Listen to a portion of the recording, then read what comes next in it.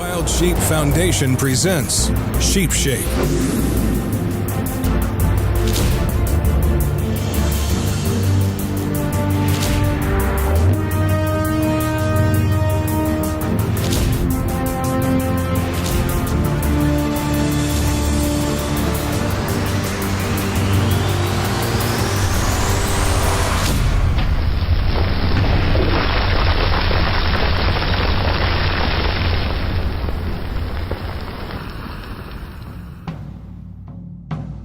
Chad Hall has taken to the sky on his way from his home in Florida to the rocky Alberta ground for a high country sheep hunt. Anticipation builds as he touches down and prepares to head to camp. We just got picked up from the airport hotel. We're headed up to the foothills, got about a 4-hour drive, and we're gonna get on horseback and ride into camp. So getting pretty excited. It's actually materializing now and starting to sink in what we're about to go do. So the work's ahead of us. No matter where Chad's adventures take him, he knows he can count on the love and support of his wife waiting back home. It's nice when he gets a chance to go away and pursue his passion of hunting. And whenever he leaves, it's always hard because we've got 2 little girls who love and miss him. I, of course, miss him a ton. Always somewhat concerned about his leg. I know that sometimes when he's playing with the kids, I can tell it's bothering him, and he can't always get into certain positions, like when he's playing on the floor with the kids, because it doesn't have the same ability as the other legs. So with this hunt, I know he's going to be on horseback. I know that there's going to be a lot of different challenges. I'm hoping his knee's okay as far as getting on and off the horse and handling all the terrain. He's so passionate about it. It's such a big part of his life that I support him, and I always look forward to hearing about what ends up happening. Meanwhile, Patrick Scroggin is making his descent into the Northwest Territories before heading to the camp that he'll call home for the coming weeks. This is the last people we're going to see. I mean, we're going to go into Norman Walls with a few more hunters that we know that are on the plains.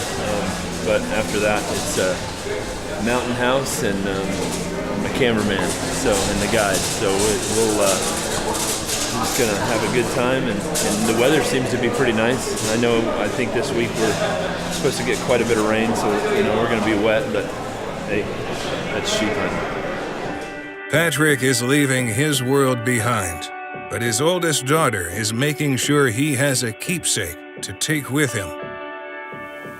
My dad means a lot to me. He's shown me how to never give up and be strong and not let the bad things bring you down and always push through. My dad's my hero, and I remember when the nurse came in when he got in the helicopter crash, and he told me and my mom that he may never walk again. And my first initial thought was, what do you mean he'll never walk again? I mean, he's dad, he can practically do anything. Ever since I've met Pat, he's been driven. He gives 110% on everything that he does. Anything that Pat sets his mind to, he will accomplish. He will excel and succeed at everything that he does. Meanwhile, Kelsey Burford has been making the long drive from Montana to British Columbia with her guide, Rebecca Francis. Feels great to be in camp, finally. Smell of fresh air.